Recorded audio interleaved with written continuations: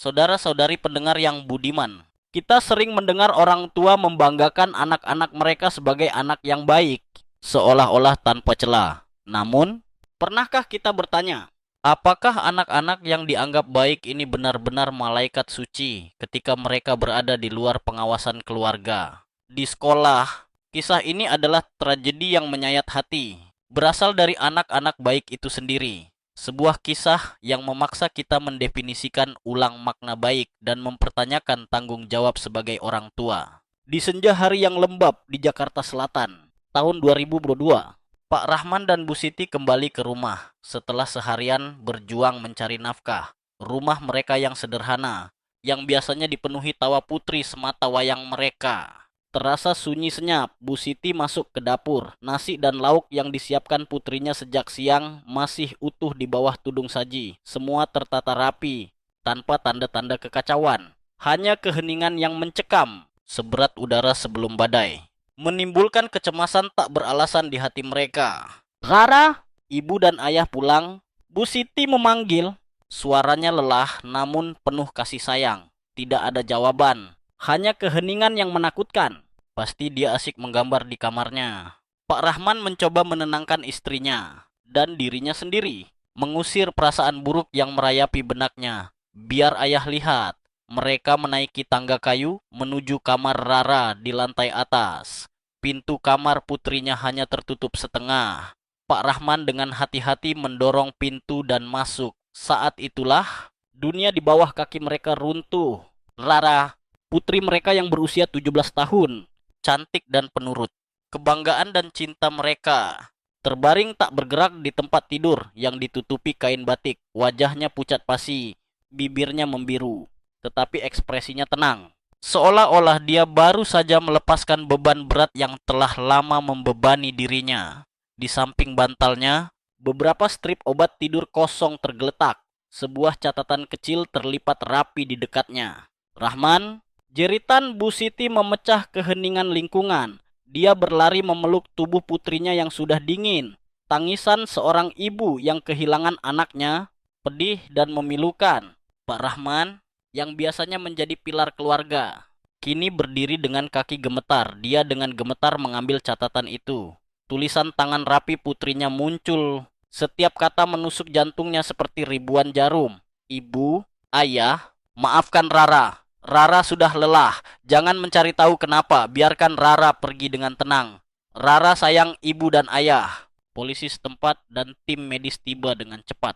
Tetapi semuanya sudah terlambat. Tidak ada tanda-tanda perlawanan. Tidak ada tanda-tanda kekerasan. Pintu tidak rusak. Semuanya mengarah ke satu arah. Bunuh diri yang tragis. Penyebab awal yang diidentifikasi oleh pihak berwenang adalah tekanan akademis. Rara adalah siswa kelas 11 di SMA Garuda, salah satu sekolah unggulan paling bergengsi di Jakarta.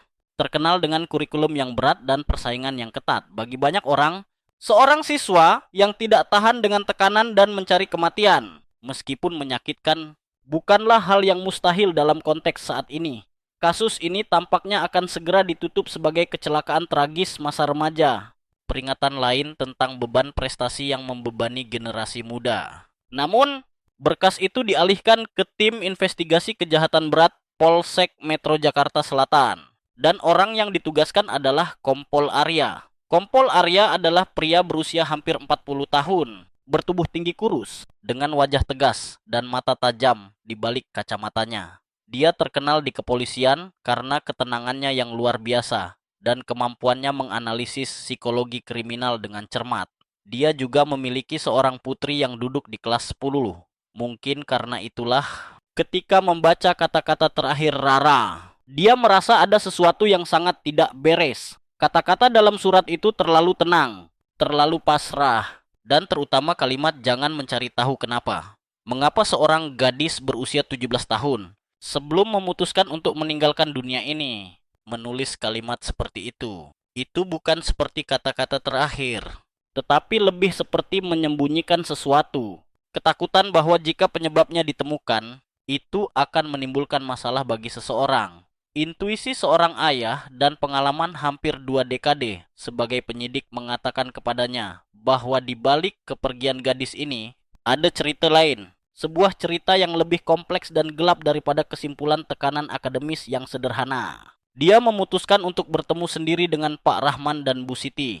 Di ruang tamu yang kini diselimuti warna berkabung, suasananya begitu berat hingga bisa dirasakan. Bu Siti, matanya cekung, suaranya serak, menceritakan tentang putrinya. Dia anak yang baik, Pak, sejak kecil. Dia tidak pernah membuat kami khawatir. Dia pendiam, introvert, tapi sangat mencintai orang tuanya. Dia pintar, kelakuannya selalu baik, terutama dalam pelajaran bahasa dan menggambar. Memang benar, belajar di SMA Garuda sangat berat. Tapi dia tidak pernah mengeluh kepada kami sepatah kata pun. Hanya saja, akhir-akhir ini, sekitar beberapa bulan terakhir, dia agak lebih pendiam dari biasanya. Sering berdiam diri di kamar, tapi kami hanya berpikir dia sedang fokus untuk ujian akhir semester yang akan datang. Pak Rahman, pria yang dulunya kuat, kini rambutnya memutih, suaranya juga gemetar. Melanjutkan perkataan istrinya, kami tidak pernah menekan dia soal nilai.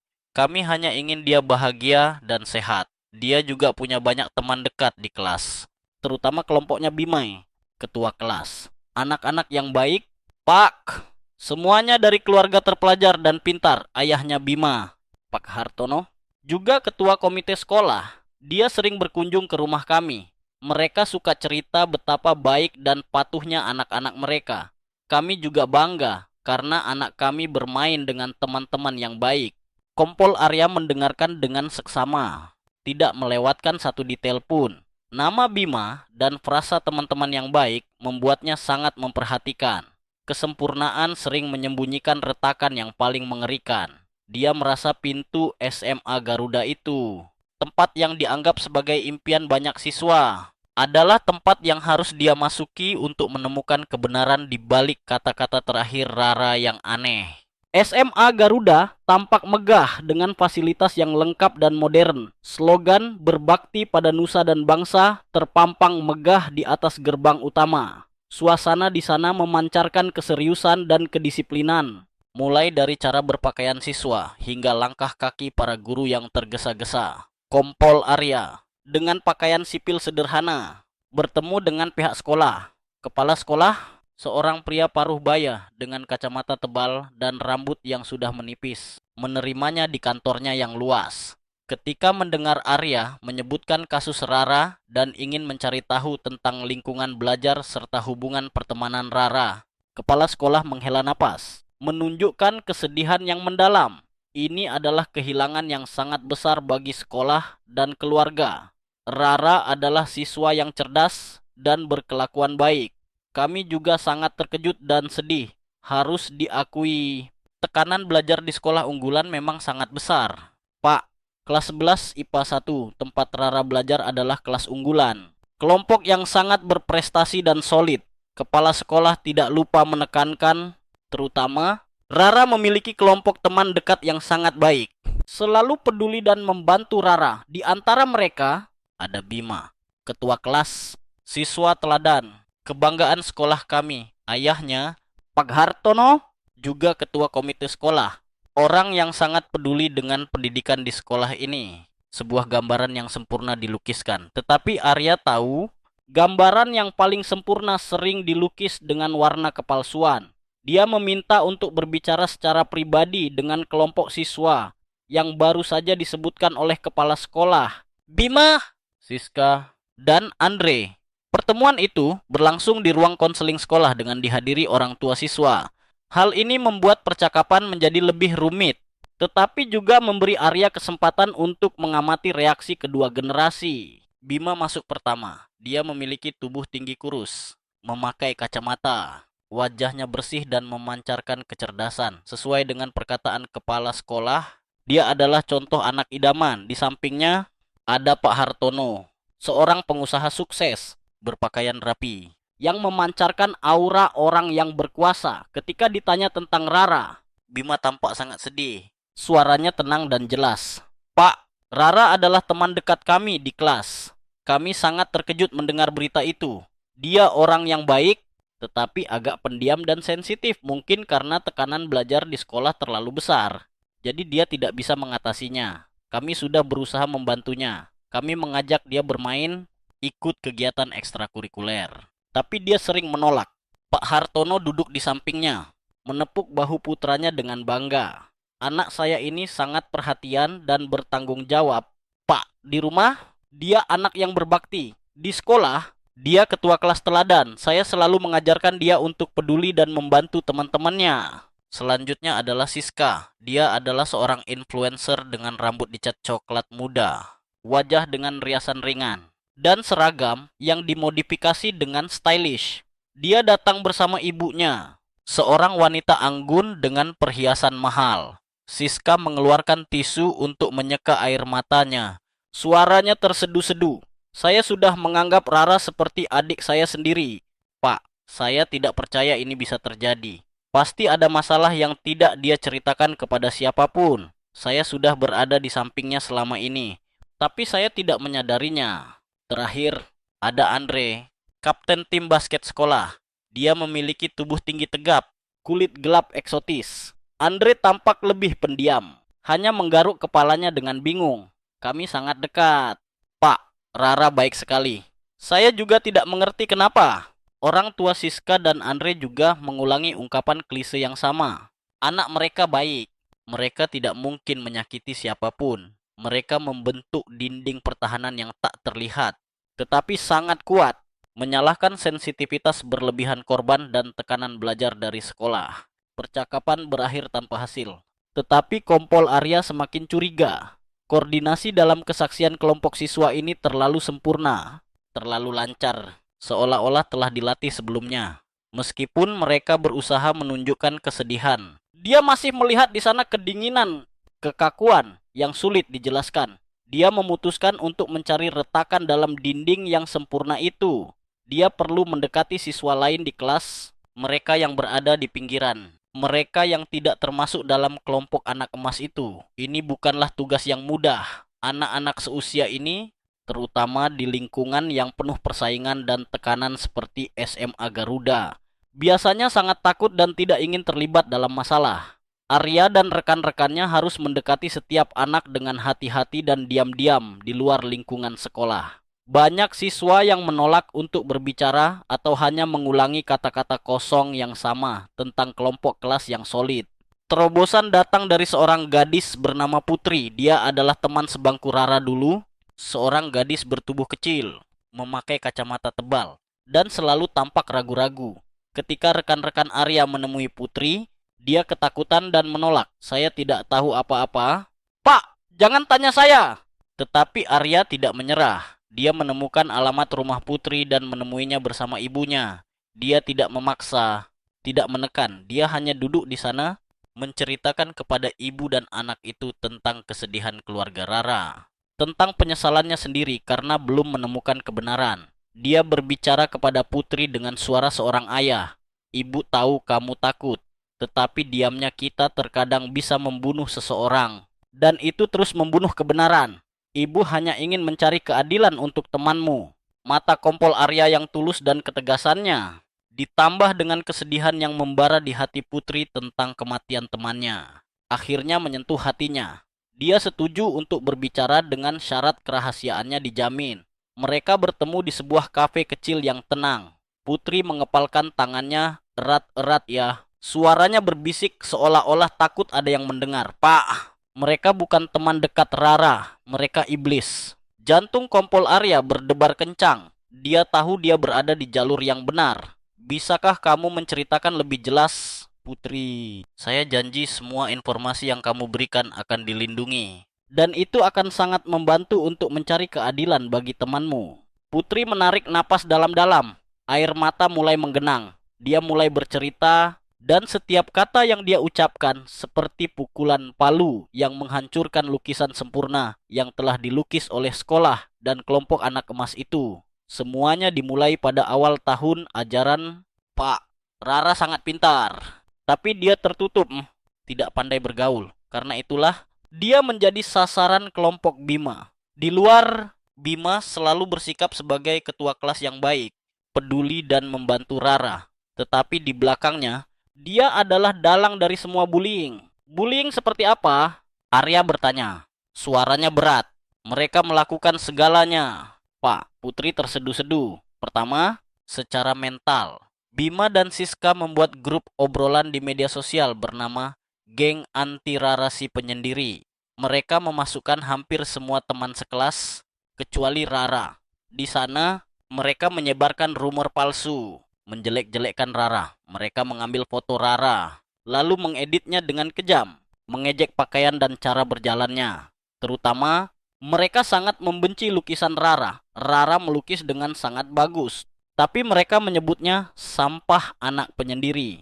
Mereka juga menggunakan pengaruh mereka untuk mengucilkan Rara. Siska berkata kepada seluruh kelas, siapapun yang bermain dengan Rara juga akan dianggap aneh dan akan dikucilkan oleh kelompok itu. Saya juga takut. Jadi saya tidak berani banyak bicara dengan Rara. Saya minta maaf. Putri menangis. Arya meletakkan tangannya di bahu gadis itu, menghibur. Ini bukan salahmu. Teruslah bercerita. Setelah berhasil mengucilkan Rara, mereka mulai melakukan kekerasan yang lebih kejam. Andre, dengan tubuhnya yang besar, adalah orang yang mengeksekusi.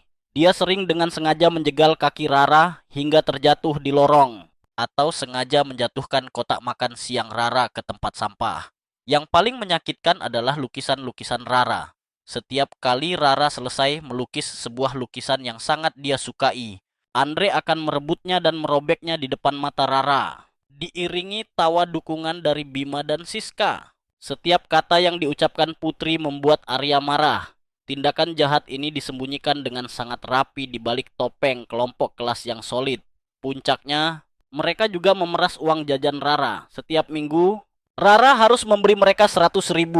Mereka mengancam jika Rara berani memberitahu siapapun, baik orang tua maupun guru, mereka tidak hanya akan memukuli Rara, tetapi juga membuat keluarga Rara tidak tenang. Rara sangat takut, jadi dia hanya bisa diam dan menderita. Apakah kamu punya bukti tentang semua ini? Putri menggelengkan kepalanya dengan putus asa. Mereka melakukannya dengan sangat hati-hati, tidak pernah meninggalkan jejak. Grup obrolan itu juga sudah mereka hapus. Tapi ada satu hal yang tidak berani Rara ceritakan kepada siapapun. Dia hanya melukis. Dia menumpahkan semua rasa sakitnya ke dalam lukisan-lukisannya. Dia punya buku gambar yang dia sembunyikan dengan sangat rapat, tidak diperlihatkan kepada siapapun. Sebuah buku gambar yang merupakan pengakuan diam-diam dari korban. Kompol Arya segera kembali ke rumah Rara. Dia menjelaskan kepada Pak Rahman dan Bu Siti tentang kecurigaannya. Meskipun sangat terkejut dan tidak mau percaya di hadapan ketegasan Arya, mereka setuju untuk membiarkan dia memeriksa kembali kamar putri mereka sekali lagi.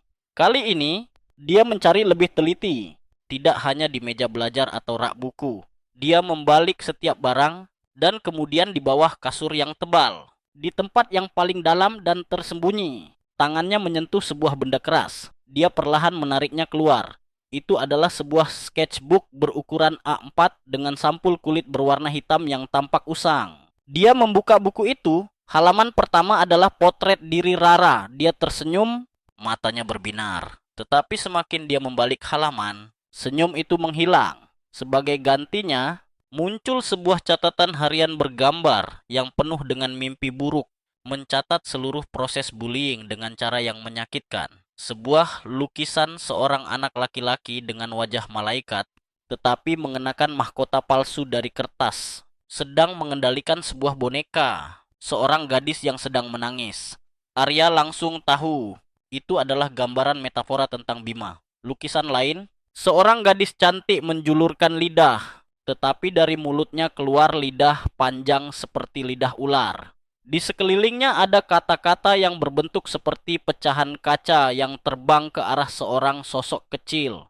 Tidak lain adalah Siska. Dan sebuah lukisan seorang raksasa kasar sedang dengan senang hati menginjak-injak ladang bunga matahari. Itu adalah Andre. Setiap lukisan mencatat kejadian spesifik, meskipun tidak ada satu baris pun tulisan rasa sakit. Ketakutan, kesepian, dan keputusasaan terpancar dari setiap goresan, setiap warna gelap. Ini dia bukti pertama. Pengakuan diam-diam dari jiwa yang hancur.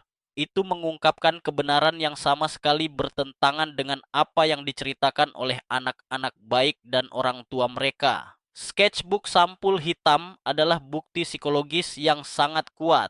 Itu adalah teriakan minta tolong Rara, sebuah dakwaan yang ditulis dengan gambar. Tetapi secara hukum, itu masih dapat diperdebatkan oleh pengacara pihak lawan. Mereka dapat mengatakan bahwa ini hanyalah produk dari imajinasi negatif seorang gadis remaja yang sedang depresi. Kompol Arya tahu untuk menghancurkan tembok kokoh yang dibangun dengan uang, kekuasaan, dan kebohongan keluarga itu, dia membutuhkan bukti digital yang tidak dapat disangkal. Dia segera memerintahkan penyitaan darurat semua perangkat elektronik, termasuk ponsel, tablet, dan laptop Bima, Siska, dan Andre. Keputusan ini mendapat penolakan keras dari para orang tua. Pak Hartono, ketua komite sekolah yang berkuasa, langsung menelepon atasan Arya untuk mengeluh, menuduh Arya menyalahgunakan kekuasaan dan memengaruhi psikologi dan pembelajaran anak-anak mereka. Tetapi Arya memiliki dasar yang cukup. Penggeledahan tetap dilaksanakan. Tim forensik digital, para ahli terbaik dari kepolisian, mulai bekerja. Seperti yang dia duga, anak-anak itu cukup pintar dan hati-hati untuk menghapus jejak. Grup obrolan geng anti Rara si penyendiri telah menghilang dari akun semua anggota. Semua pesan, gambar, dan video terkait dalam percakapan pribadi juga telah dihapus. Riwayat penjelajahan web bersih. Mereka telah berusaha menciptakan TKP digital yang sempurna tanpa cacat. Tetapi mereka tidak tahu bahwa di dunia digital tidak ada yang benar-benar hilang. Para ahli dari tim Arya bekerja selama 2 hari 2 malam. Mereka tidak hanya mencari di permukaan, tetapi juga menyelam jauh ke bagian bawah gunung es. Cache, file sementara, dan yang terpenting, salinan backup di layanan penyimpanan awan yang terkadang bahkan tidak disadari oleh pengguna. Dan kemudian, ketekunan membuahkan hasil. Seorang ahli muda berseru, memecah keheningan di ruang kerja pada pukul 2 pagi. Ketemu? Pak. Salinan backup otomatis dari seluruh percakapan di platform cloud. Mereka menghapusnya di perangkat, tetapi lupa menghapusnya di server. Kompol Arya bangkit dari sofa tempat dia tertidur. Dia berlari ke layar komputer. Setiap baris pesan dari grup obrolan itu muncul. Ratusan pesan dengan kata-kata yang paling menghina dan kejam yang bisa dibayangkan. Foto-foto Rara secara diam-diam dalam penampilan yang berantakan menjadi bahan tertawaan. Foto selfie kelompok itu setelah melakukan bullying. Dan video pendek yang direkam dengan telepon genggam yang merekam adegan Andre mendorong Rara diiringi tawa gembira dari Bima dan Siska. Bukti yang paling mengerikan. Bukti yang memakukan kebohongan mereka adalah video berdurasi 30 detik.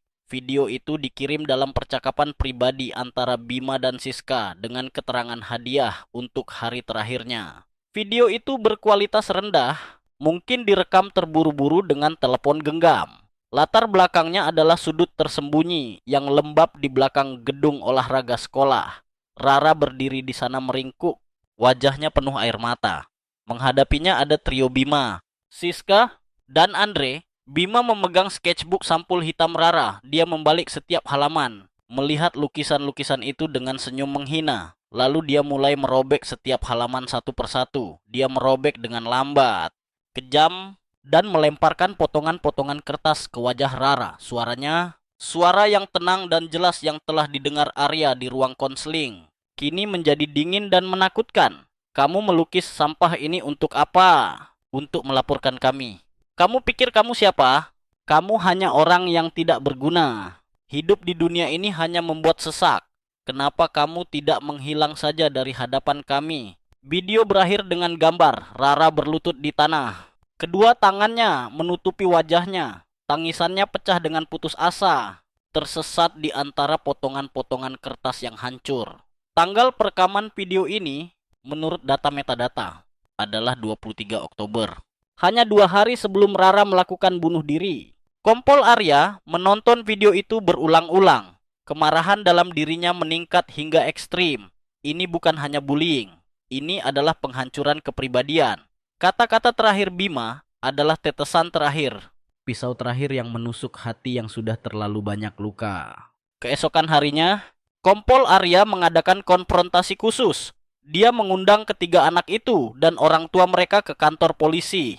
Kali ini, suasananya benar-benar berbeda. Para orang tua, terutama Pak Hartono, tampak sangat marah dan menantang. Saya menuntut Pak Arya memberikan penjelasan yang jelas.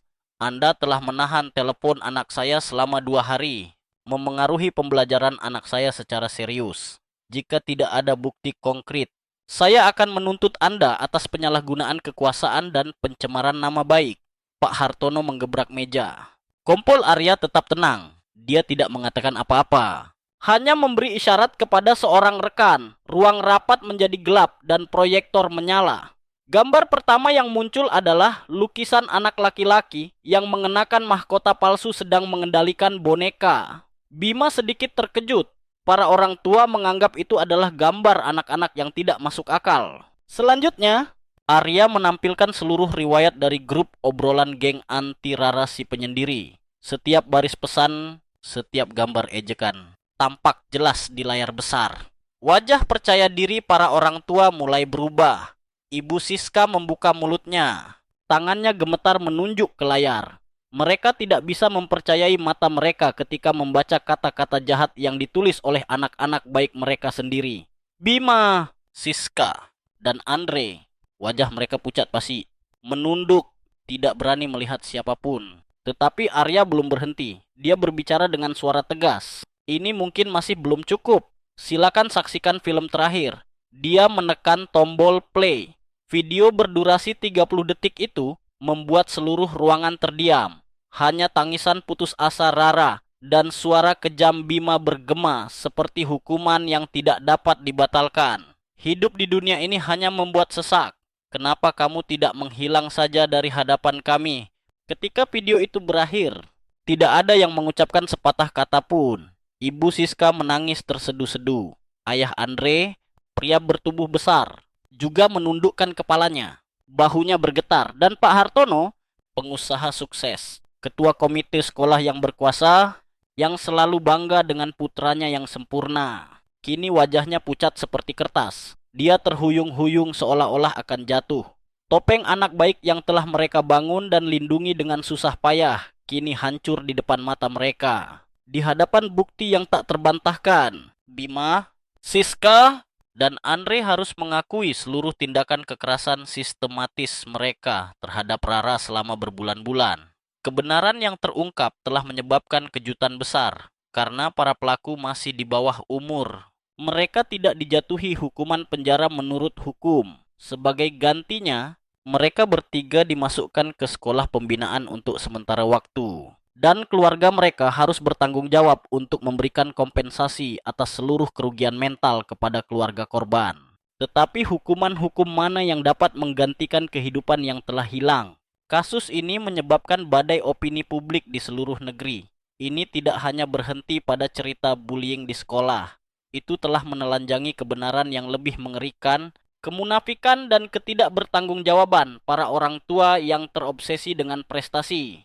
Ungkapan anak saya baik sekali menjadi ungkapan yang penuh ironi dan kepahitan di seluruh forum sosial, pengingat akan lukisan palsu.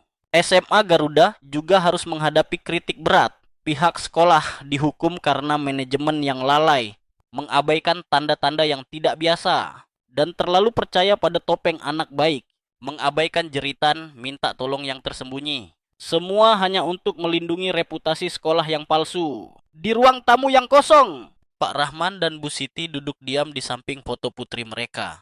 Rasa sakit masih ada di sana, menyakitkan. Tetapi sekarang bercampur dengan rasa sakit, ada kebenaran yang pahit. Mereka telah terlalu percaya pada kebaikan luar Rara, terlalu percaya pada teman-teman baik Rara, tanpa menyadari bahwa setiap hari Rara pergi ke sekolah adalah hari dia harus masuk ke neraka. Mereka tidak mendengarkan dengan cukup, tidak mengamati dengan cukup, hingga akhirnya ketika mereka menyadarinya, semuanya sudah terlambat. Saudara-saudari pendengar yang budiman, kisah Rara akhirnya didengarkan, tetapi harga yang harus dibayar adalah kehidupan seorang anak muda yang penuh mimpi. Tragedi ini bukan hanya cerita tentang bullying di sekolah, ini juga merupakan peringatan mendalam, hukuman keras untuk kegagalan dalam pendidikan keluarga, di mana anak-anak diajarkan untuk menjadi mesin berprestasi, Aktor yang sempurna tanpa diajarkan tentang empati, kasih sayang. Kisah ini mencerminkan realitas yang menyakitkan yang ada di suatu tempat dalam masyarakat kita. Berapa banyak orang tua di luar sana yang karena terlalu bangga, terlalu percaya pada topeng sempurna anak mereka, secara tidak sengaja mengabaikan bahkan mentolerir tanda-tanda penyimpangan dalam karakter mereka. Mereka memamerkan nilai 10, memamerkan piagam penghargaan, memamerkan pujian kosong dari guru, tetapi mereka tidak tahu bahwa di balik prestasi itu, anak mereka telah menginjak-injak karakter dan semangat orang lain. Ketidakpedulian, kebutaan orang tua adalah tanah subur bagi kejahatan untuk bertunas dalam jiwa anak-anak. Dan sekarang, saya ingin bertanya kepada Anda, para pendengar, para orang tua, seberapa jauh Anda benar-benar memahami anak Anda? Apakah Anda tahu seperti apa teman-teman anak Anda? Apakah Anda tahu apa yang anak Anda lakukan? Apa yang anak Anda katakan ketika Anda tidak ada di sana?